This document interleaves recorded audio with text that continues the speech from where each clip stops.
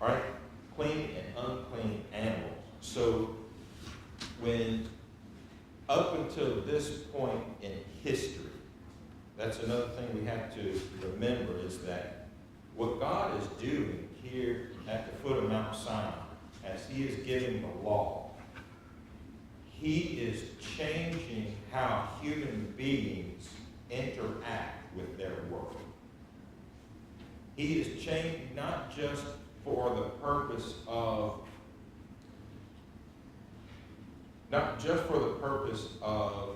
being a unique people. That is true.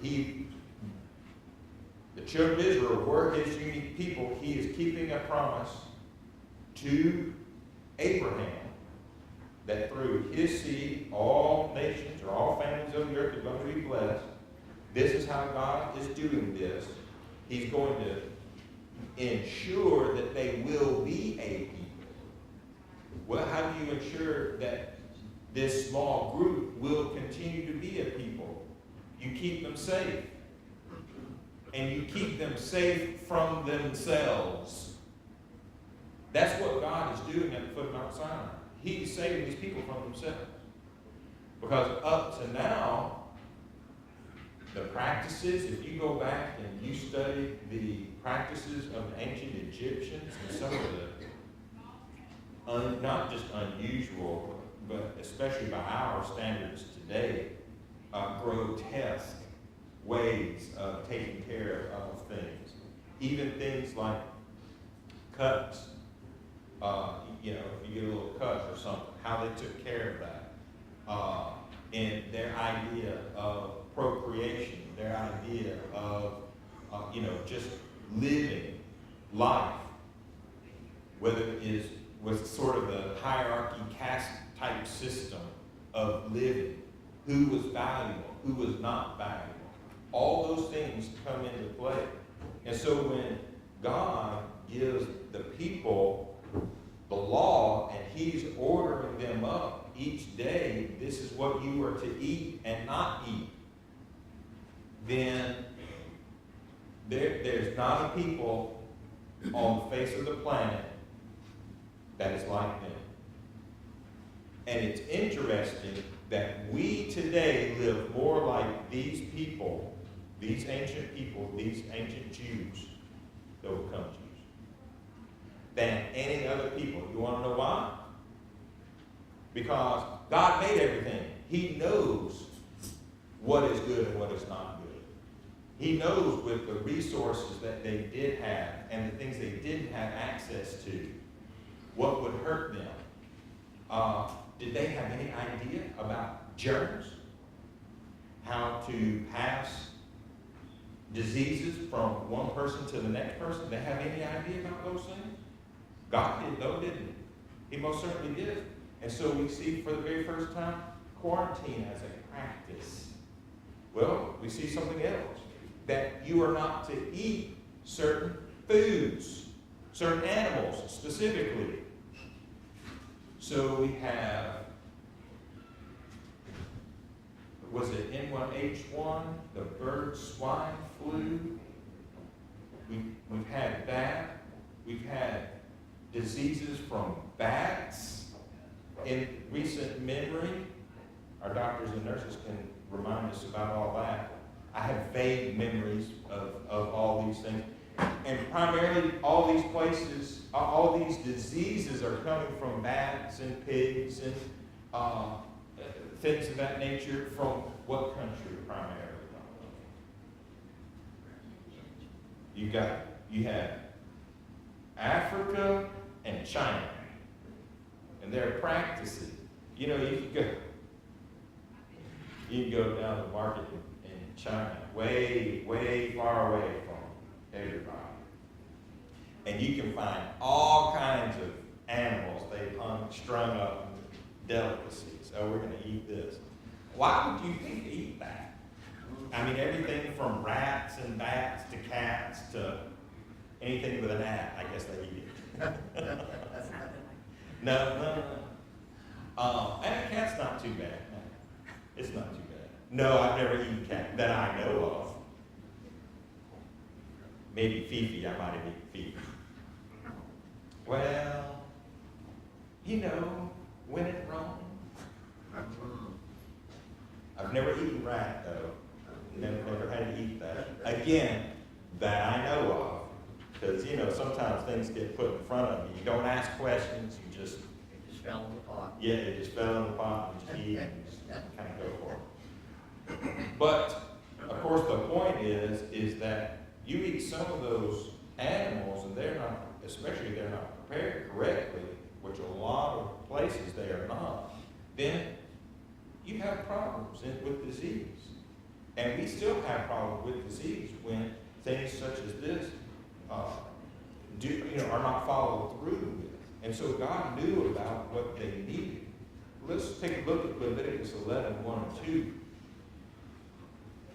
Notice from whom these directions are coming. And the Lord spake. First of all, this is a direction of inspiration.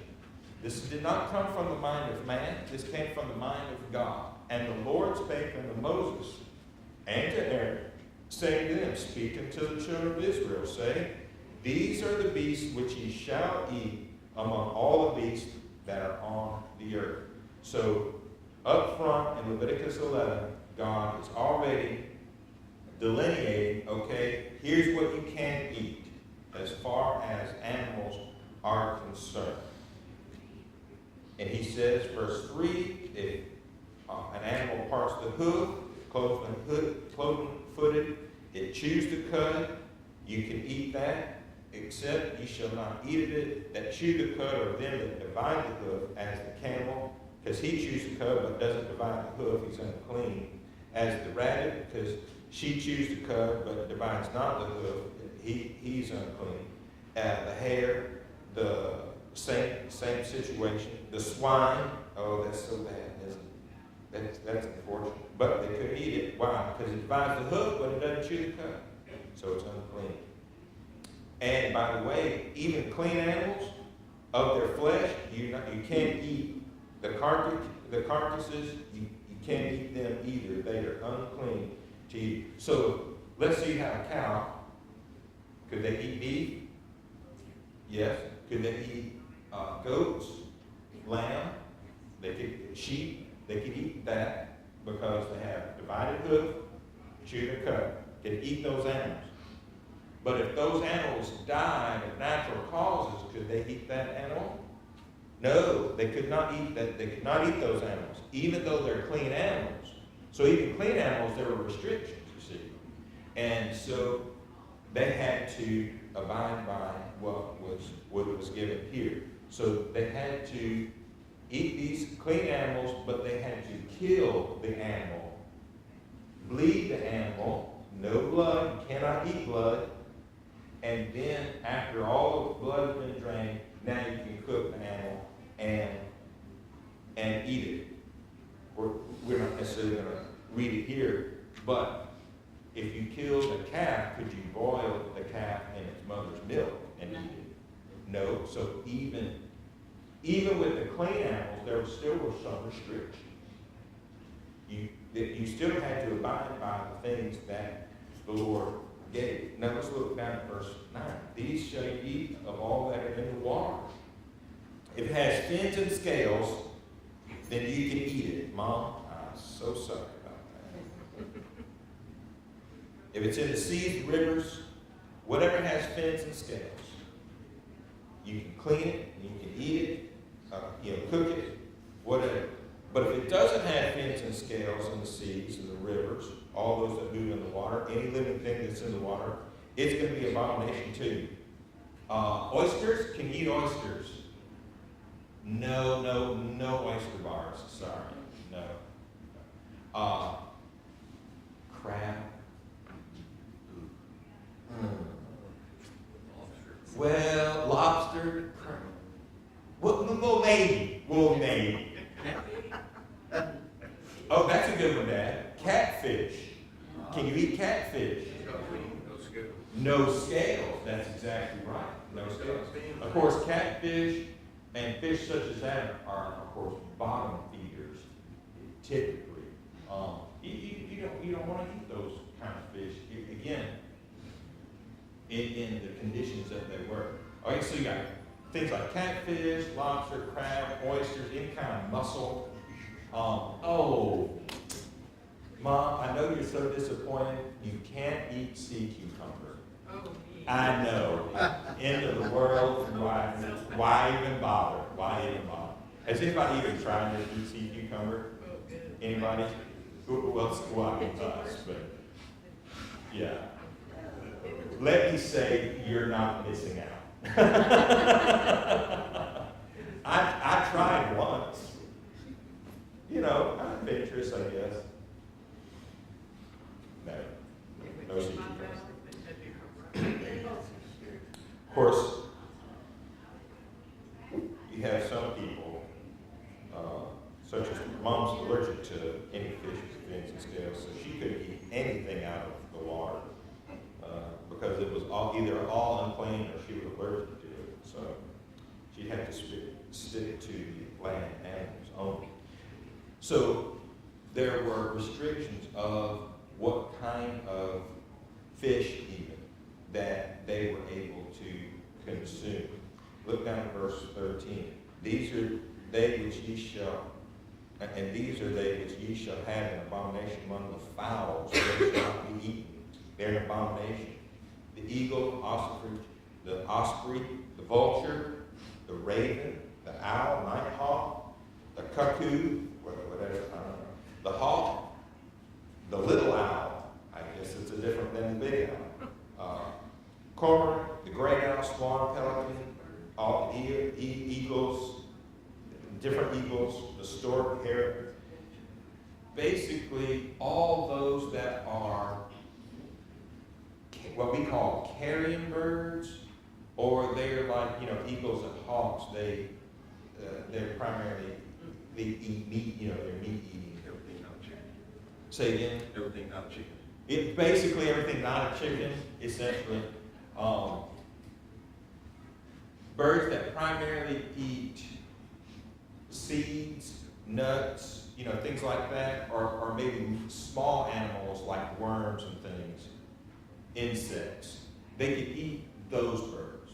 But anything that is a scavenger or is it's like an eagle, a kite, a hawk, or what we might call falcon, those kind of attack birds. What's the word for those kind of birds? Predatory, yeah. And of course, really one of the biggest ones is the owl. I mean, owl is a fierce bird, by the way. You do not want to get tangled up with that guy. You just don't want to do it. He will tear you up. And so, but anyway, you can't eat the owl because of their diet. So basically anything but a chicken. That's exactly Actually, right. Byron, don't underestimate the chicken. What? Walking piranhas. Walking piranhas, You can okay. put a deer carcass out there and they will pack it clean. There's nothing they won't eat. Yeah, well, fortunately, you can still eat the chicken. Just like, underestimate those chickens. But of course, chickens, you can't domesticate those. The other birds, much more difficult to actually domesticate. When Well, actually, the birds that you mentioned, even though we did them, we brought them to extinction, because they don't breed like other birds. right, You know what I'm saying? So if we wanted hogs, there won't be no more hogs. right, sure, Because there's only very few of them. You know what I'm saying? Mhm. So they don't breed like other birds. right. I got you. I hadn't even. Excuse me. You hadn't even considered or thought about that, but yeah, you're exactly right. It's a little bit different situation when it comes to those things as well. So he gives all of these distinctions of those things that are clean and unclean. And whatever God says is clean, that's clean. Whatever he says is unclean, then that becomes unclean. Not that it's bad. Unclean doesn't mean bad, does it? No. Is an eagle bad? Is an owl bad? No, they're not bad. You just can't eat them. As far as the food regulation scenario is. And so they were restricted in that way. You go down to verse 44. He says, "For I am the Lord your God, ye shall therefore sanctify yourselves."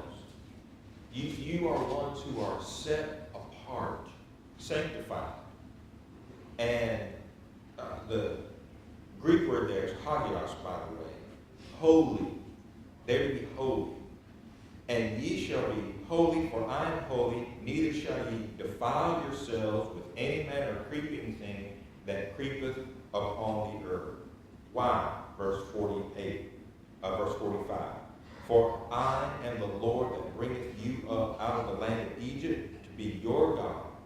Ye shall therefore be holy, for I am holy." So when God is saying, "This is what I want you to eat, this is what I want you to abstain from. I want you to eat this, but I want you to eat it in this way, in this manner." Why, Lord? Because I'm holy. I'm not like all these other gods that other people follow. Because those gods don't actually exist. I do. And because God does exist, because he is the creator, and that he knows what's best for man in any given situation, he's able to make these regulations. And when he makes these regulations, he says, "Look, I want you to be a separate people. You're not going to live like everybody else. You're going to be different than everyone else." Well, then something really rings out to us, that when they inhabited the land, and after about 300 or so years, what did they want that everybody else had? They wanted a king. Why? Well, because it will be a better governmental situation. That's why we want a king. Was that their reasoning? That wasn't their reasoning at all. They wanted to be like everybody else. Everybody else has a king. Well, of course, they did have a king. God was their king. He led them. He kept them safe. He fought their battles. But apparently God's not good enough. And so they wanted someone else. That's what God is doing here. He is laying the foundation for causing his people to be separate, to be apart from, to be holy. And so he gave them all manner of laws. Chapter 12, Leviticus chapter 12, all about the childbearing process. How does that happen? The mothers, the new mothers' situation as far as her cleanliness, how long she is going to remain unclean, whether boy or girl, things like that. And so God even says, this is how I want this process to continue. Then you go to chapter 13. We have the disease. The disease of their day was leprosy. Leprosy is the Old Testament, the physical version, if you will. We call it a type and antitype. Leprosy is the type for sin. So God says, look, this is how you have to take care of leprosy. You have to quarantine. You have to it's not just on the person, sometimes it's on the clothes. It's not just on the clothes, but it's on the bed. Sometimes it's not just on the bed, but it's also part of the house. And if that goes unchecked for so long, guess what you might have to do? The whole house. You might have to destroy the whole house because leprosy has been in that house for too long. Now, is that something to rejoice about? No. Matter of fact, it's quite the opposite. If you had gone in, of course, the priest would go in, gone into a house where leprosy had been able to just fester and continue for years and years and years, you think that would be a pretty situation or an ugly situation? That would be one of the most ugly situations you've ever seen. Seeing diseases in people is not a pretty thing, is it?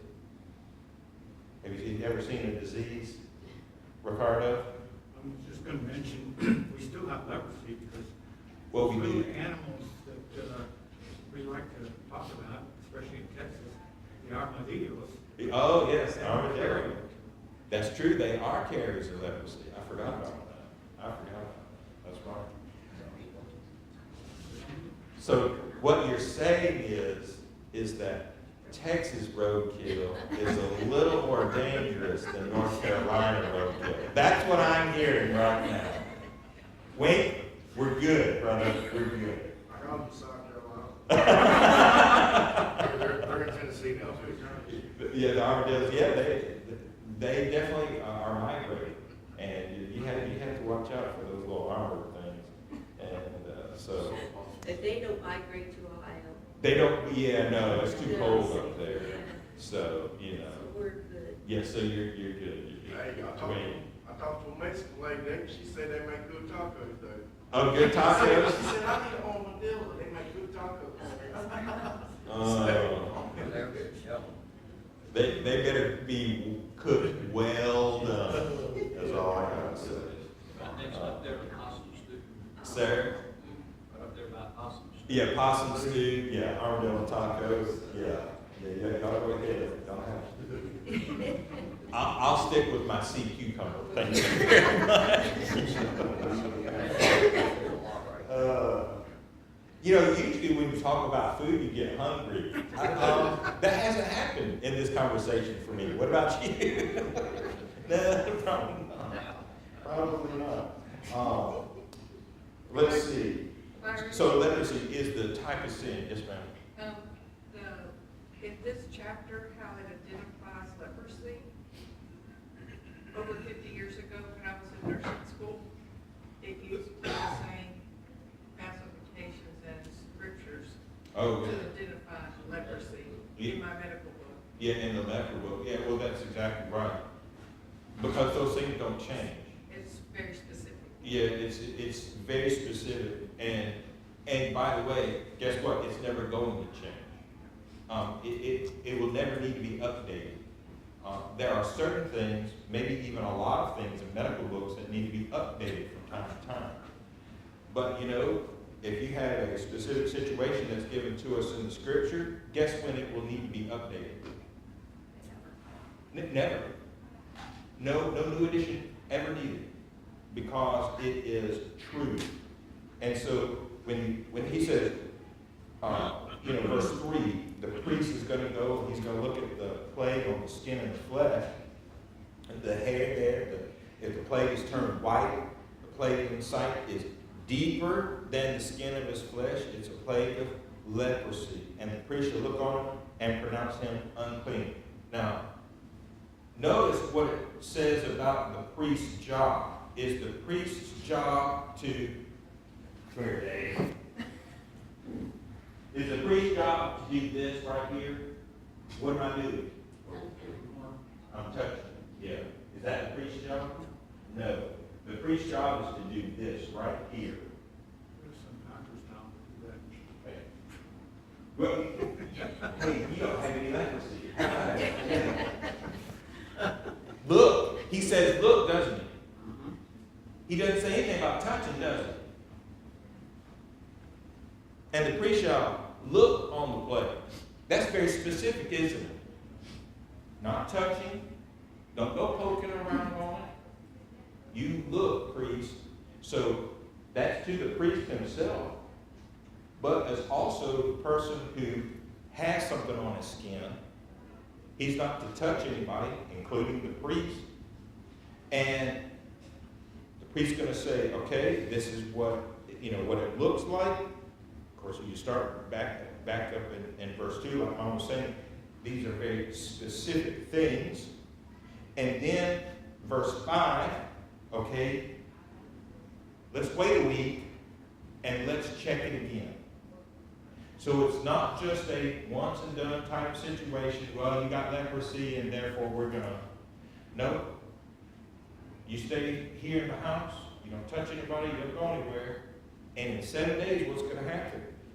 In verse 6, and the priest shall do what again? Look. Use his eyes. Look on him again. Look with your eyes, not with your hands. That's what Mom says.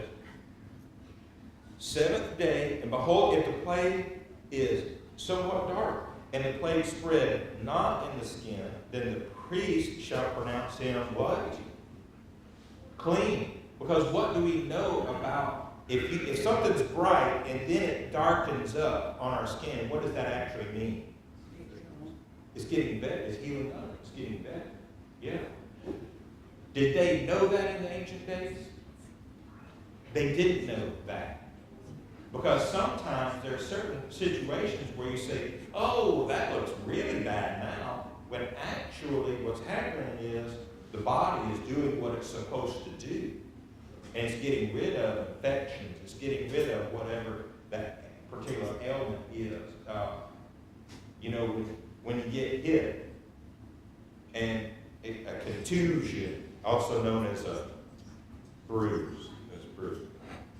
Sometimes those things kind of color up, don't they? And they have to look worse before they get better.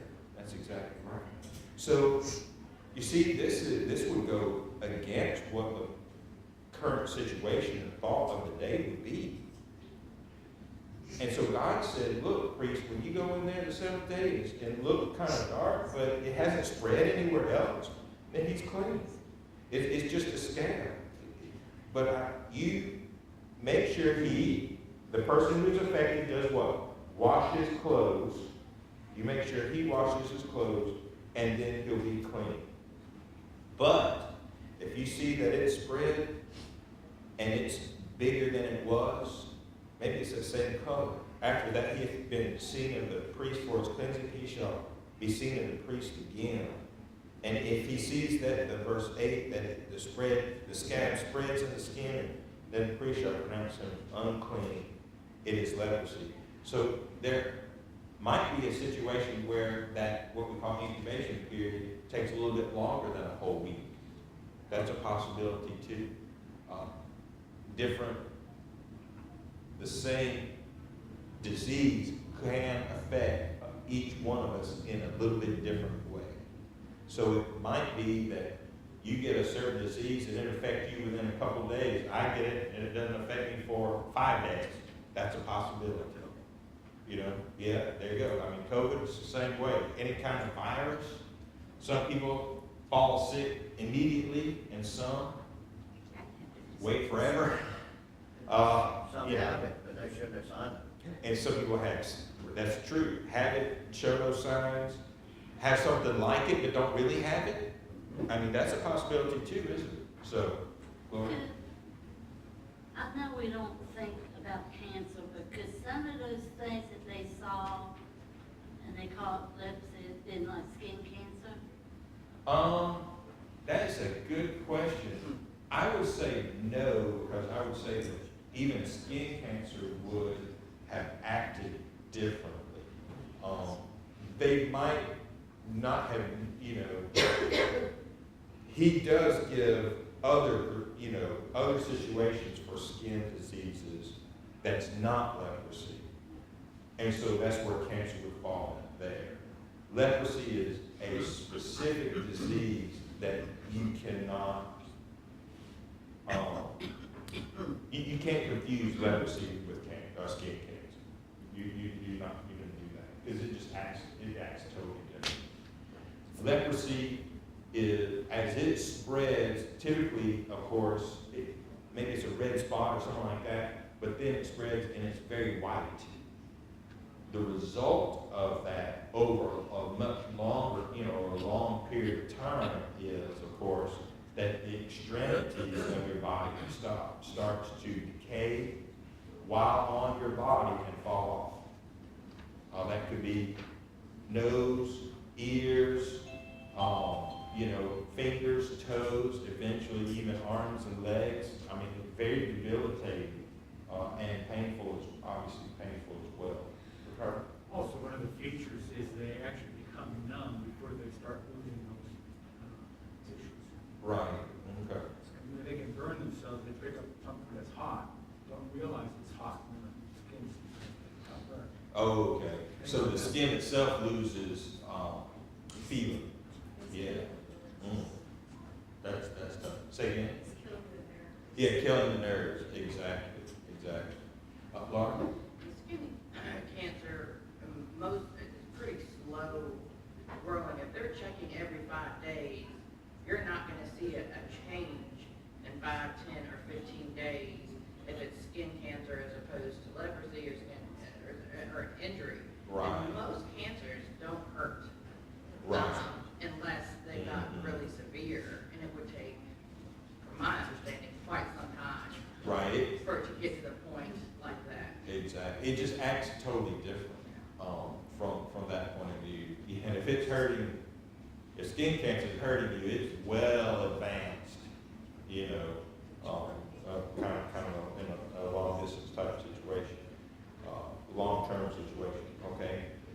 So he operates on the fact that all these things, especially in chapter 13, dealing with leprosy, you have all these regulations of what the priest is to do, what he's to look for, and if he sees these things, then he, based on what he sees, pronounces the person clean or unclean, what the person is to do after the pronouncement, whether it is just to wash clothes, you know, bed linens, sometimes the house, whatever the situation was, all of those situations then are given.